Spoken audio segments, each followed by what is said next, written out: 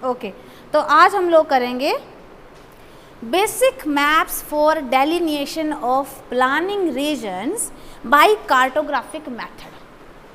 Bye cartographic method, ठीक है। मतलब मानचित्र कला की सहायता से हम किस तरीके से नियोजित प्रदेशों की सीमाओं का निर्धारण कर सकते हैं। जो भी हम पूरे भूभाग को, विस्तृत धरातल को छोटे छोटे भागों में बांटेंगे, किसके लिए बांटेंगे? प्लानिंग करने के लिए, योजना बनाने के लिए। जब हम विस्तृत भूभाग को छोटे छोटे क्षेत्रों में या छोटे छोटे नियोजित प्रदेशों में बांट रहे हैं, तो बांटते समय हमें कुछ मानचित्रों की जरूरत पड़ती है। और ये मानचित्र किसके द्वारा बनाए जाते हैं? मानचित्रकार के द्वारा बनाए जाते हैं, ठीक है। तो इसलिए हम बोल रहे हैं कि कार्टोग्राफिक मेथड के माध्यम से हमें कौन कौन से मैप्स की आवश्यकता है जो हमें किस काम आएगी जब हम नियोजित प्रदेशों का क्या कर रहे हैं? सीमाओं को निर्धारित कर रहे हैं, या उनकी सीमाओं को बना रहे हैं, या उस प्रदेश का निर्माण कर रहे हैं कागज के ऊपर। उस प्रदेश का मानचित्र बनाते समय हमें कुछ मानचित्र की जरूरत पड़ती है, कुछ और मानचित्र की जरूरत पड़ती है कुछ चीजें लेने के लिए। तो वो कौन कौन से मैप्स है जिसकी हमें जरूरत पड़ती है? किसके लिए? नियोजित प्रदेशों का सीमांकन करने के लिए, उनकी सीमा का निर्धारण करने के लिए।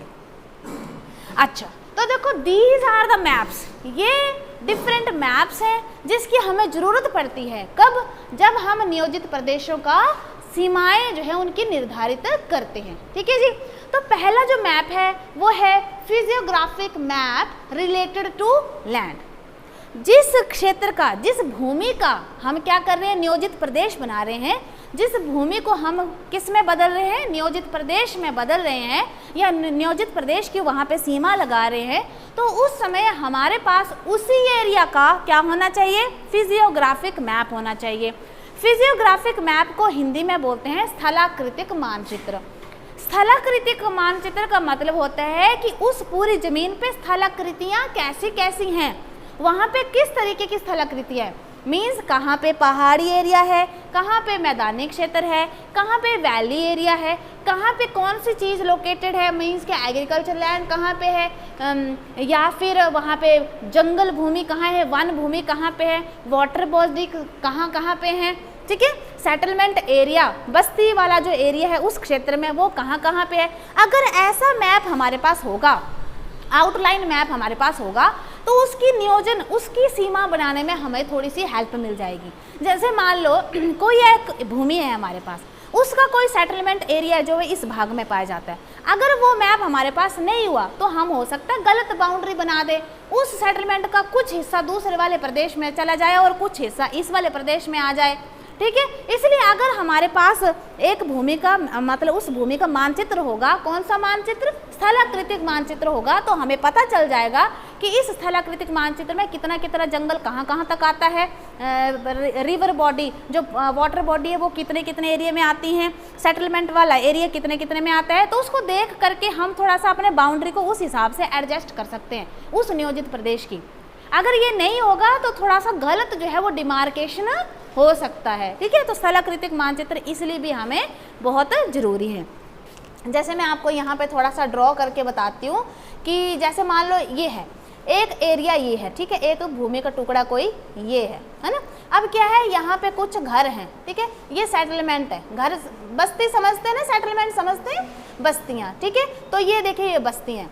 अब क्या होता है कि मान लो इस एरिया में ये सेटलमेंट है, ठीक है, और यहाँ पे मान लो ये वन भूमि है, ठीक है, ये कोई मान लो वाटर बॉडी है, कोई लेक हो सकता है या कुछ हो सकता है। ये आगे मान लो स्थलाकृतिक मानचित्र, जिसमें हमें विभिन्न विभिन्न स्थल रूपों के बारे में पता चल रहा है। अगर हम नियोजित प्रदेश की बाउंड्री बना रहे हैं तो हम क्या करेंगे? इस पूरी लेक को इसमें ले लेंगे, इस पूरी सेटलमेंट को इसमें, इस पूरी सेटलमेंट को भी हम इसमें ले लेंगे, है ना। अगर ये स्थलाकृतिक मानचित्र नहीं हुआ तो हम अंदाजे से क्या करेंगे? ऐसे वाले एरिया को हो सकता है आधी लेक हमारे पास आए, हो सकता है आधी सेटलमेंट हमारे पास आए, हो सकता है आधा वन भूमि जो इस क्षेत्र में कवर हो। तो उस क्षेत्र का फिर जो भी हम प्लानिंग करेंगे, योजना बनाएंगे, शायद वो सही ढंग से उसमें लागू नहीं हो पाएंगी, ठीक है। इसलिए हमारे पास क्या होना चाहिए? एक स्थलाकृतिक बेस मैप होना चाहिए, physiographic map as a base हमारे पास उपलब्ध होना चाहिए। क्लियर हो गया? दूसरा जो मानचित्र है वो है पॉपुलेशन मैप। पॉपुलेशन मैप, कि कोई किसी क्षेत्र को हम नियोजित प्रदेश में बदल रहे हैं, उनकी सीमांकन कर रहे हैं, तो हमें ये भी पता होना चाहिए कि उस एरिया में पॉपुलेशन कितनी है। अगर मान लो पॉपुलेशन ही नहीं है उस एरिया में, तो क्या उसको नियोजित प्रदेश बनाना उचित होगा?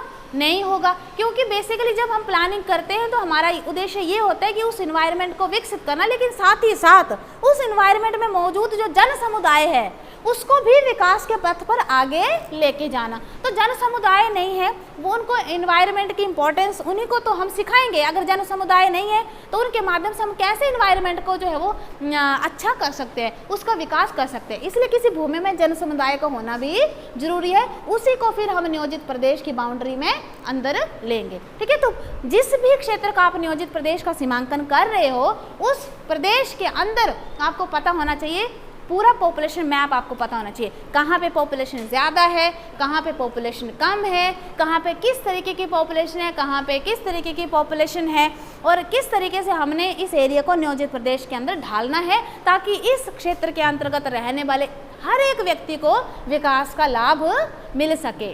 ठीक है जी।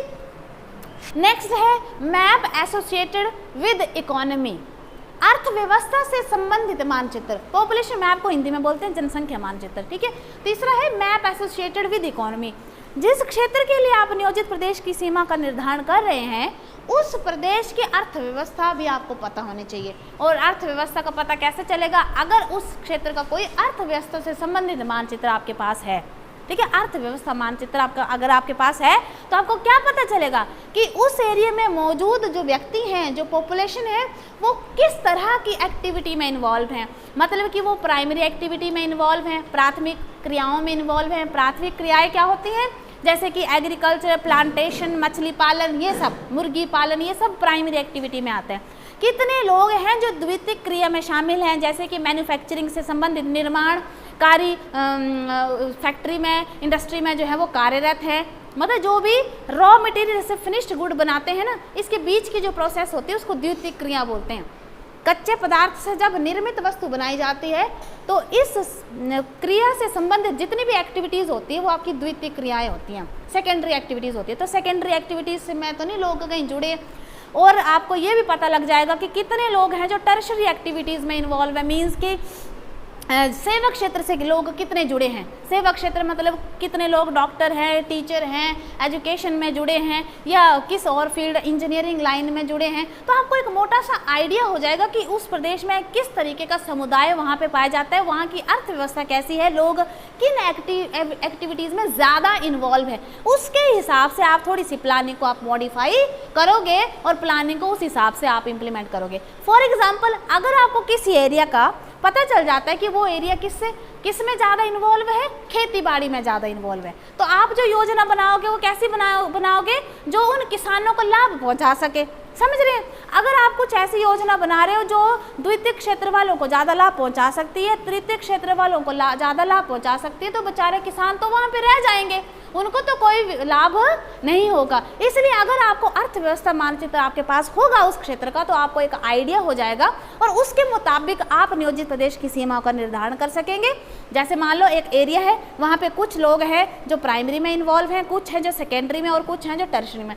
तो आप ऐसा भी कर सकते हो कि प्राइमरी एक्टिविटी वाले एरिया को अलग से डिमार्केट कर लो, अलग उसका नियोजित प्रदेश बना लो। सेकेंडरी एक्टिविटी वाले ज़्यादा लोग आपको मिल रहे हैं, अगर इक्का दुक्का मिल रहे हैं, then you can mix with the either, है ना, आइदर ऑफ, दोनों में से किसी एक के साथ मिक्स कर सकते हो। लेकिन ज़्यादा अगर वहाँ पे पॉपुलेशन है जो सेकेंडरी एक्टिविटी में इन्वॉल्व है, तो आप उस वाले एरिया को अलग से डिमार्केट कर लो, नियोजित प्रदेश बना लो। अगर टर्शरी एक्टिविटीज़ में लोग जो है वो आपको ज़्यादा मिल रहे हैं, तो उस वाले एरिया को अलग से आप डिमार्केट कर लो। बात समझ में आ रही है?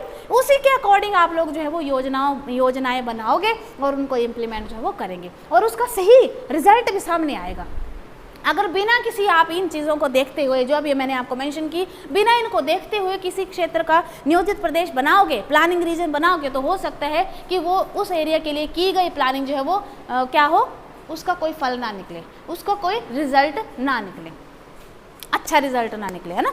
Next, problem oriented maps. Problem oriented maps, आपके पास एक समस्या से संबंधित मानचित्र, ठीक है, आपके पास एक ऐसा मानचित्र होना चाहिए जिससे आपको पता चल सके कि जिस एरिया के लिए हम लोग नियोजित प्रदेश बनाने का सोच रहे हैं, उस एरिया में कौन सी तरह की समस्याएं पाई जाती हैं। किस तरह की समस्याएं पाई जाती हैं? ठीक है, अगर समस्याओं का आपको पता होगा तो समस्याओं के अकॉर्डिंग आप उस एरिया की सीमांकन करोगे। मान लीजिए एक विस्तृत भूभाग है, उसमें कुछ भाग ऐसा है जहाँ पे लोगों की समस्या जो है वो लैंड को लेकर है, और कुछ ऐसा भूभाग है जहाँ पे लोगों की समस्या उनके रोजगार से रिलेटेड है, और कुछ एक एरिया ऐसा है जहाँ पे समस्या एजुकेशन से संबंधित है। आई बात समझ में? तो एग्रीकल्चर से संबंधित समस्या वाले को आप अलग से डिमार्केट कर लो, है ना। एजुकेशन से संबंधित समस्या वाले एक क्षेत्र को आप अलग से डिमार्केट कर लो, रोजगार से संबंधित जो समस्या वाले क्षेत्र उनको अलग से डिमार्केट कर लो, और उनके लिए अलग अलग तरह से प्लानिंग करो तो रिजल्ट जो है वो अच्छा आएगा। बात समझ में आ रही है? अगर आप मिक्स करोगे, एग्रीकल्चर थोड़ा एग्रीकल्चर ले लोगे, थोड़ी एजुकेशन वाली समस्या वाले क्षेत्र को ले लोगे, थोड़ा रोजगार से संबंधित समस्या वाले क्षेत्रों को ले लोगे, तो क्या होगा, किसी एक का भला हो सकता है 2 छूट जाएंगे, या किसी 2 का हो सकता है 1 छूट जाएगा, या एक का भला होगा 2 छूट जाएंगे। इस तरीके से जो है वो नियोजित प्रदेश सही ढंग से सीमांकित नहीं होगा, उसका सीमा का निर्धारण बढ़िया तरीके से नहीं होगा। तो अगर आपके पास ये वाला मैप है, प्रॉब्लम ओरिएंटेड मैप है, then you will know the problems of that area and accordingly you will demarcate the region. उसके अनुसार आप उस प्रदेश का सीमाएं निर्धारित करोगे, और उसके मुताबिक ही आप उस एरिया के लिए क्या करोगे, प्लानिंग करोगे, और वो उसको इम्प्लीमेंट भी करोगे। सो got it?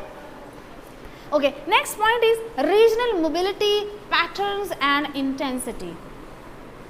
Regional mobility patterns and intensity कि उस क्षेत्र में कोई भी अगर फंक्शन है, फंक्शन शादी ब्याह की बात नहीं कर रही हूँ मैं, फंक्शन का मतलब कार्य, वहाँ पे ऐसा कौन सा कार्य है और वो कितना हद तक जो है वो चल रहा है। फंक्शन का मतलब होता है एग्रीकल्चर प्रोडक्शन वहाँ पे हो रहा है, या वहाँ पे कोई मैन्युफैक्चरिंग हो रही है। मैन्युफैक्चरिंग का मतलब होता है कोई चीज़ का निर्माण हो रहा है, चाहे वो जूते की फैक्ट्री हो, चाहे वो धूप की फैक्ट्री हो, चाहे वो जूस की फैक्ट्री हो, चाहे वो कुछ भी हो, मतलब निर्माण हो रहा है वहाँ पे, किस चीज़ का निर्माण हो रहा है, पैकिंग हो रही है, मतलब इस तरीके से काम हो रहा है। तो किस तरीके का पैटर्न वहाँ पे पाया जाता है ये भी आपको देखना पड़ेगा। एग्रीकल्चर पैटर्न है वहाँ पे, अगर एग्रीकल्चर पैटर्न है तो किस तरीके का है, 6-6 महीने बाद एक क्रॉप बोई जाती है कि 3-3 महीने बाद एक बोई जाती है। इंडस्ट्रियल अगर वहाँ पे इंडस्ट्रीज ही हैं उस एरिया में, तो किस तरीके की इंडस्ट्री है, ज़्यादातर इंडस्ट्री किस चीज़ का प्रोडक्शन करती है, और कुछ एक इंडस्ट्री जो किस चीज़ का प्रोडक्शन करती हैं। ठीक है, उसके मुताबिक आप उनके लिए क्या करोगे, प्लानिंग करोगे। समझ गए? तो वहाँ का जो फंक्शनल मोबिलिटी है, पैटर्न्स है, किस उस एरिया का जो पैटर्न है, रीजनल पैटर्न है, वो किस तरीके का वहाँ पे पाया जाता है, और वो पैटर्न में कितनी इंटेंसिटी है, वो कितना घना है और कितना वो विरल है, इस चीज़ के बारे में अगर आपको नॉलेज होगा तो आप उस क्षेत्र का बढ़िया से बाउंड्री जो है डिमार्केट कर सकते हो। तो बेसिक मैप जब भी आप डिमार्केशन करने लगोगे तो you should have these kind of maps with you, then only you can make the planning region with authentic and reliable boundaries. Clear?